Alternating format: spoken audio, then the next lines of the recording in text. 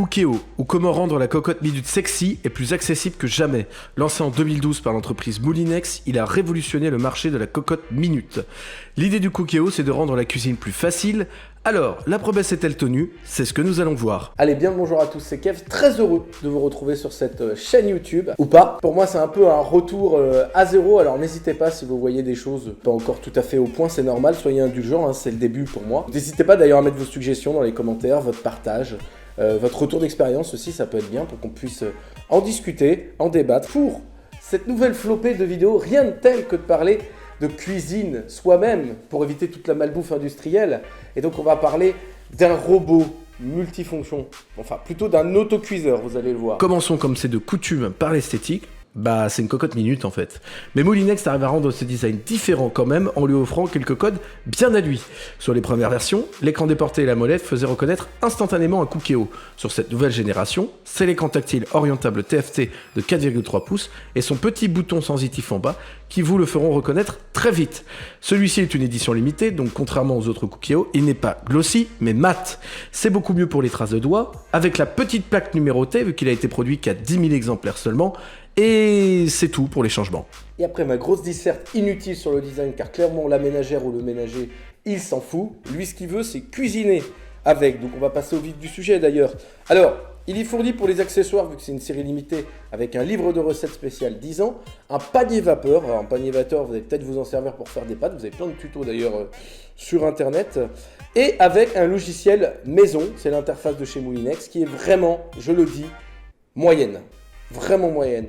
Vous avez des bugs au démarrage, ça prend 20 plombes, il y a des frises dans l'interface sans comprendre pourquoi, le Wi-Fi qui prend 20 plombes à se démarrer. Enfin, vraiment, je trouve dommage d'avoir fait une interface qui manque clairement un petit peu de stabilité. C'est dommage. C'est surtout qu'à ce niveau de prix, on aurait aimé avoir une qualité de logiciel beaucoup plus stable que ça ne l'est.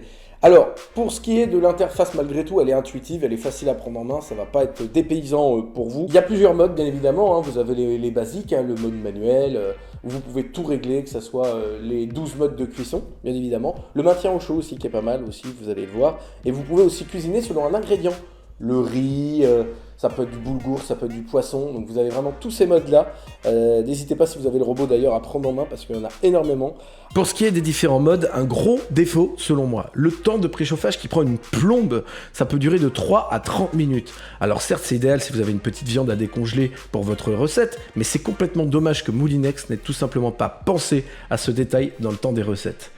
Pour la qualité finale d'exécution, c'est du tout bon, comme vous pouvez le voir sur cette image. Les viandes ressortent fondantes, la cuisson est parfaite, les sauces sont délicieuses, et le riz par exemple sort moelleux et bien cuit. Le robot va bien sûr vous servir quasiment avec le mode sous pression la plupart du temps ou vapeur, mais aussi avec le mode rissolage de viande, ou encore le maintien au chaud. Très pratique si vous voulez manger un petit peu plus tard votre recette, et que vous avez un peu pris d'avance pour la réaliser. Bon, un bémol cependant, évitez la tartiflette sur le Cookéo. Alors, j'ai peut-être oublié des choses d'ailleurs dans cette vidéo, j'ai été un peu exhaustif. L'idée c'était de balayer au plus large le produit. Donc redites-moi dans les commentaires d'ailleurs si j'ai oublié des choses, tout ça, vous n'hésitez pas à le dire. J'ai fait un point vraiment global sur le produit comme je vous dis. Il est temps maintenant de conclure. Et c'est la douloureuse. Non, pas vraiment. Vraiment, vous allez voir. On va dire qu'il y a du très bon, comme je vous l'ai dit tout à l'heure, avec la qualité de réalisation, et puis du moins bon aussi, comme la partie préchauffage qui prend une plombe, sincèrement, à se lancer. C'est vraiment dommage parce que ça devrait être pris en compte dans les calculs, bien évidemment, de votre recette, et ça ne l'est pas du tout. Pareil, les bugs intempestifs, hein, on en repassera là-dessus.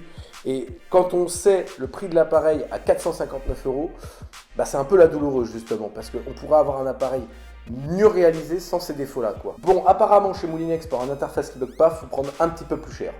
On en parlera dans la prochaine vidéo. Bon, la réponse, est-ce que je vous conseille ce produit? Oui, si vous voulez commencer à vous mettre à la cuisine, ou vous simplifier la tâche, bien évidemment, puisque pas besoin de surveiller forcément de plus, si vous avez l'appli Moulinex, vous pourrez tout suivre à distance, ça c'est vraiment pas mal, on en parlera peut-être un moment.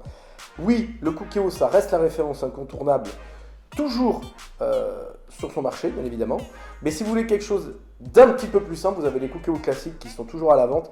Mais franchement, au prix qu'ils sont vendus, pour moi, c'est un poil de l'arnaque, hein, je vous le dis tout de suite. Même en promo. Voilà pour ce test, j'espère qu'il vous aura plu. Vous pouvez rejoindre la commune, bien évidemment, débattre, échanger, rigoler aussi, hein, on peut, vous l'avez vu. C'est le bouton s'abonner juste en bas si vous voulez nous rejoindre, bien évidemment. Un commentaire positif, négatif, ça fait toujours plaisir. Si vous voulez un jour une vidéo sur les accessoires ou l'appli Moulinex, on pourra le faire aussi. Et surtout, restez connectés. Je vous embrasse.